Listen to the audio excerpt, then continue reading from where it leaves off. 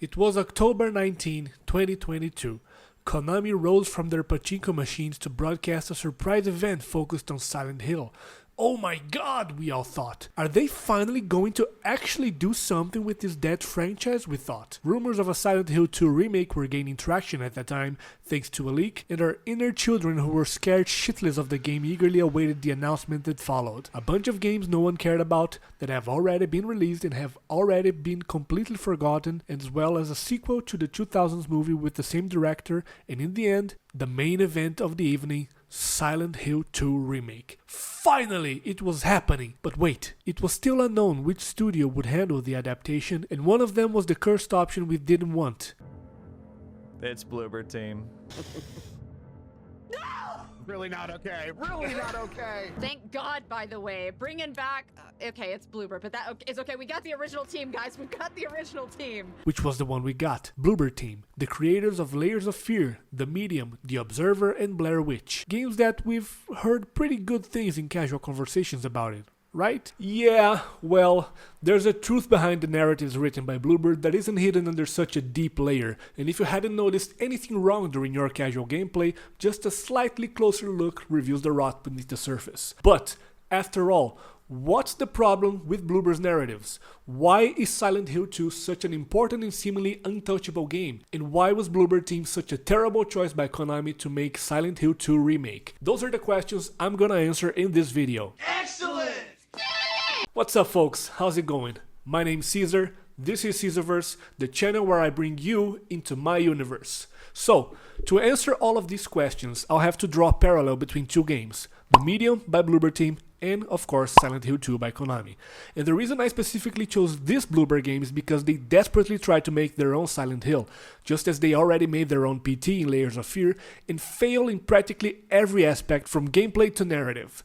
But I'm here to specifically talk about writing and storytelling, because it's my specialty as an author and a screenwriter. The Medium tells the story of Marianne, a medium who can talk to spirits and uncover their stories, who was mysteriously called to an old tourist attraction that suffered a tragedy and is now abandoned, filled with mysterious paranormal events related to the reason she was called there. Sounds familiar? In Silent Hill 2, we have James Sunderland, who was called to Silent Hill by a letter from his deceased wife Mary, and once there we discovered an abandoned town that suffered a tragedy and is now filled with paranormal and mysterious events related to the reason he was called there. In both games, you have the normal world and the other world, with monsters that serve as personifications of the character's traumas, with the difference being that Silent Hill 2 doesn't have this idiotic and lazy mechanic of showing both worlds at the same time, as if poking you in the ribs saying, look, it's the same world, it's just different, look how clever I am. And here's where the similarities end. Because if in Silent Hill 2 we have all the subtlety of the story and the care they took in dealing with very sensitive topics like child abuse, sexual frustration, post-traumatic stress, suicide and murder, in The Medium we have a ridiculous attempt to deal with the same subjects but with a totally disrespectful writing that sends a completely wrong and even dangerous message about these subjects at the end. For example, at a certain point in The Medium, we are introduced to the backstory of one of the villains of the game, Richard, whose demon counterpart is that of an obese and gigantic manifestation, a monster with a lot of grabby hands and tentacles called the Child Eater. Well, if this is how the person is represented in the other world, I hope his real version isn't that horrendous, right? Well, during this character backstory, who is immediately revealed as a pedophile by the way, so there you have it, we learn that his personal demon was born thanks to a childhood trauma, where his father was violent and abused his wife. And how does the game tell us this? By making us listen to an audio of over a minute of the rape of the woman calling for help and begging him to stop. And why do we need to listen to all of that? Because we need to learn the moral of his story, the message at the conclusion of this entire character arc, which is as follows. We can't blame Richard for all the atrocities he committed as an adult. After all, he was also a victim when he was a kid. And the reason I get pissed with this game is that this is a subject I understand very well. Childhood trauma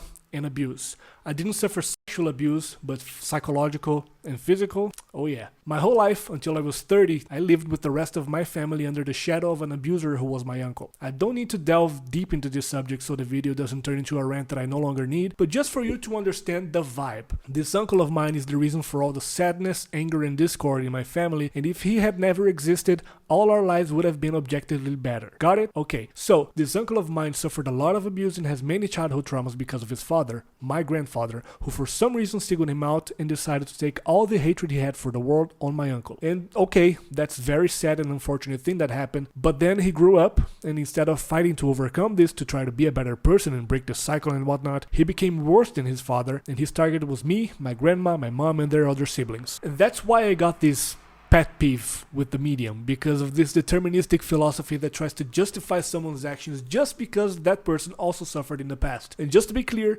I find the deterministic point of view valid only when it comes to the reaction to something. For example, to this day, if I hear someone shouting or causing a scene, I get nervous and try to find a way out of the situation. It's a reaction that I don't control, triggered by trauma. But my actions, however, I do control, and I decided not to be like my uncle because I don't want to be a piece of shit. My traumas and psychological problems are my cross to bear, and they're not a valid reason for me to be insufferable to other people. And that's exactly what the medium goes against by saying that we have to overlook the actions of a villain who is the worst kind of bad guy there is, someone who hurts children, just because he also suffered abuse in childhood. And another problem I have with the medium, in contrast to Silent Hill 2, is the inconsistency in the story's mythology. Richard, the pedophile, gets a pass for his actions because, ooh, it was a demon that controlled him. He had no choice, therefore he's not guilty. And at the same time, we have another villain, KGB agent Henry, who is bad simply because he's naturally bad, and Lily, who has a demon inside her that influences her but doesn't quite control her actions. So, the medium. What's the theme you're trying to address? Is no one to blame because trauma manipulates them?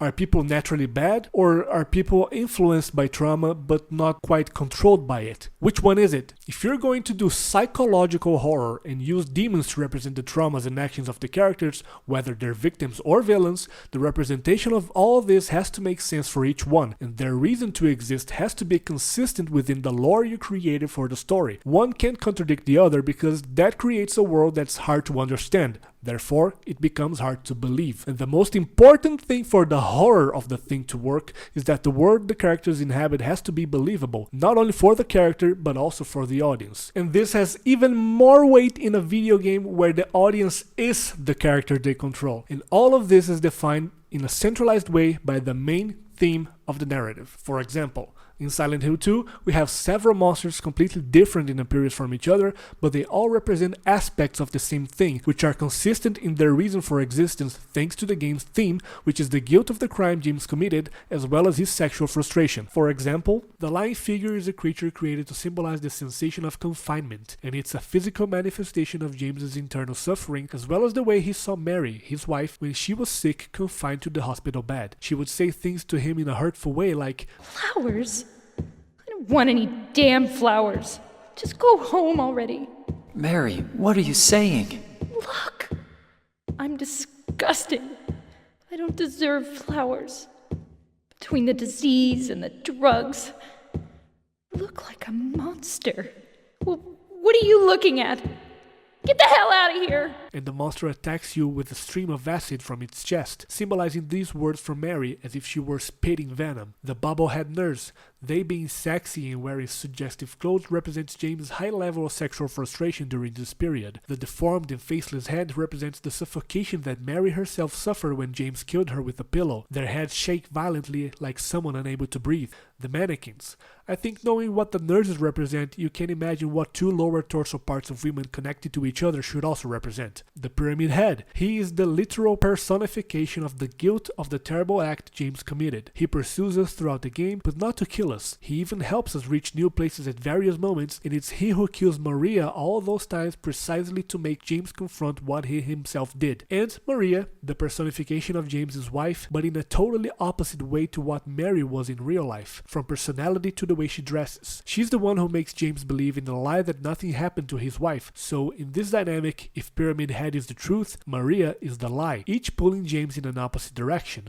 which is what you could argue that's what his subconscious is doing to him. And that's exactly what should be done in a good story, especially a narrative that depends heavily on the nuances and various layers of subtext inserted in all its elements. A character's journey in a story format, in a very summarized way, can be said to be an unconscious struggle between what said character wants and what he needs. A very effective way to create this mental tug-of-war is to personify these wants and needs in other characters. Pyramid Head is what James needs, which is to face the guilt of having killed his own wife, which is the truth of his actions. Mary is what James wants. He went to Silent Hill because he believes in the lie that his wife is still alive, and that's what creates all the dynamics of terror from the uncertainty of being pursued by Pyramid Head throughout the game, because we never know when the guilt will manifest in our thoughts, making us relive the event that originated it over and over again until we are ready to come to terms with it, which is exactly what happens between Pyramid Head and Maria. Guilt killing the representation of the wife, truth overcoming the lie, the need fighting in his unconscious to overcome his want, and the result of all that is what we call a narrative arc, when the protagonist learns something and becomes a different person in the end, for better or worse, mind you, when he learns to let go of what he wants and accepts what he needs. This demonstrates not only that the writers know what they're doing artistically because they master all the narrative techniques to do so, but also that they have a very high sensitivity to be able to do everything with so much nuance, to the point that the game is scary and brutal, but also very beautiful at the same time, even when dealing with so many heavy topics. In the medium, on the other hand, the narrative reaches the point that the only way to prevent the main demon from winning is by killing the girl who unknowingly originated it, as if that would kill the demon by proxy, even though the other character, Henry, died, but his demon continues strong in limbo. Also, just a sidebar here. In Silent Hill, we have all these cool names for the monsters like the Lying Figure or Abstract Daddy, and this girl in the medium is called... I'm Sadness. Sadness. Seriously, only a punch in the face could be more on the nose than that. Anyway, moving on. The girl herself picks up a gun and puts it in the protagonist's hand, meaning your hand as the player, and asks you to shoot her, and then you have to choose between killing the child or killing yourself to prevent the demon from using you to pass the trauma forward, which, in the case of the game, is personified by the big monster called the Maw, which was the cause of the massacre that condemned the tourist spot and was born from the abuse that Lily, aka Sadness, suffered at the hands of the pedophile that the game victimized. That's the absurdly tactless and irresponsible message that the game delivers in the end. They're literally saying here that the only way for you to deal with your traumas is to take your own life, and that this burden you carry ends up hindering everyone around you, and that you are someone who is beyond redemption, a lost cause. And this is not an isolated occurrence either. In the Blair Witch game, also by Bloober, the final message about the protagonist ends up being the same, that her post-traumatic stress disorder makes her a danger to others, and this makes her a lost cause, as if there were no treatment for it and the only solution to break the cycle is her death. What a sorry excuse of an attempt of storytelling, really. And before I continue, I must say this. This is not true. If you who are watching think or have thought this way, ignore this crap of a game. You are worth saving, and the people around you prefer to see you well than to not see you anymore. You're not a burden to anyone, okay? Okay, on the other hand, we have Silent Hill 2. Pyramid Head pursues James throughout the game, and we, as players, flee from him because he's a monster, right? But in reality, what's happening is that, as I already said, Pyramid Head is the representation of James's ugly truth of his actions, and that's why he sees Pyramid Head killing Maria, his wife's doppelganger, all the time during the game, because this is Silent Hill's way of forcing James to confront the truth about what he did, and when you arrive at the Pyramid Head boss fight and beat it, they themselves kill each other in the end, because their purpose was fulfilled, since James literally confronted the truth within him. Look at the difference in the writing of this shit! And the thing that worries me the most is that the people who wrote this are now writing this. And no, they will not use the original script and make a shot-by-shot remake of Silent Hill 2 with only updated gameplay, because here's what they said as reported by PC Gamer.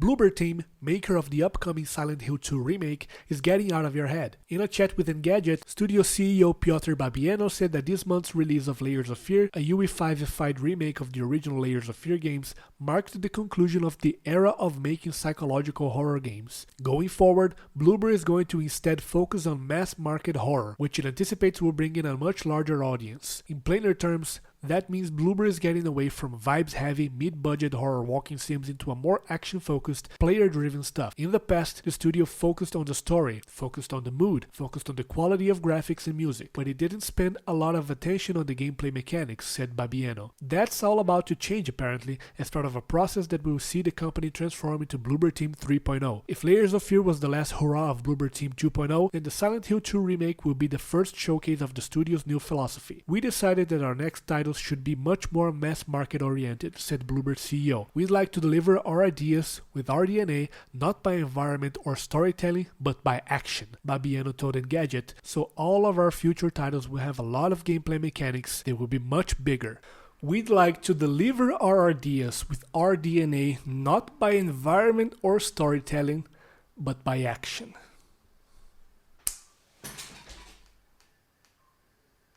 Dude, how can you say that when you're literally remaking a game that's the game people remember when you mention environment and storytelling? To quote one famous gamer philosopher, what were they thinking with this shitload of fuck? To wrap it up, Silent Hill 2's narrative doesn't need to be updated for a new audience because the themes the game addresses are universal and timeless. Any human being who has lived their own life can understand the themes addressed by the game in one way or another, because the game shows a well-written story that is consistent from start to finish, even providing various possible endings based on your choices throughout the journey. I would be in favor, however, of updated gameplay, as nowadays the fixed camera and clunky combat take me out of games too much, but I would accept it if it were done based on the original script, but that's just me. That's something that won't happen, especially in the case of Bloober, as they are a bunch of people without the slightest tact to try to write about heavy subjects they don't understand and didn't do the necessary research to avoid talking out of their asses. Another contrast I can use as a good example is the case of Ninja Theory during the production of Hellblade: Senua's Sacrifice. The protagonist is a person who suffers from psychosis, and throughout the game we have a visual and auditory representations of her psychosis all the time as both narrative and gameplay mechanics. The game's production team did an incredible research about how psychosis manifests in a person, interviewing several people who suffer from it precisely to create a game that would be at the same time a good story, a good entertainment and horror experience, and simultaneously respect real people who suffer from it every day. The medium tries to tackle the hereditary burden of trauma and fails miserably, but the movie's Smile is a work of art that deals very well with the subject. The movie doesn't even have a happy ending like the game, but it is extremely respectful in portraying all of this in a way that makes sense not only narratively, but also psychologically. Just like the ending of Angela Orozco in Silent Hill 2, for example, when James finally sees the flames of her personal hell and gives up trying to fight it, walking towards the fire and ending her own life in the process. In other words, Bloober tried to imitate Silent Hill 2 by making the medium and failed in every stretch of the imagination, and that's why I believe they were a terrible choice by Konami to remake Silent Hill 2. That gameplay trailer they recently released is a strong indication that things won't be as good in the end, especially considering the fact that Bloober publicly blamed Konami, saying they weren't supposed to use those clips and yada yada yada. And this last point is not even a criticism of mine against Bloober per se. It's more of an aspect of how all parts of the production of Silent Hill 2 Remake are out of tune. Konami for hiring an inept studio for the project, Bloober with his talk of adapting horror for new audiences, in addition to their entire history of failing to do exactly what they were hired to do now, and the two studios bickering and blaming each other publicly before the game even launches. If this isn't concerning to you, I sincerely envy that blissful ignorance. I am a very anxious and self-aware person, so this channel and video took me a long time to go over my personal barriers and get it done. So, if you enjoyed this video, I'm starting this channel now, and it would be greatly appreciated if you subscribe to receive notifications of new videos, which I'll also do in this same style. I'll post one video per weekend, so I'll see you in the next one, and thanks so much for watching. See you then.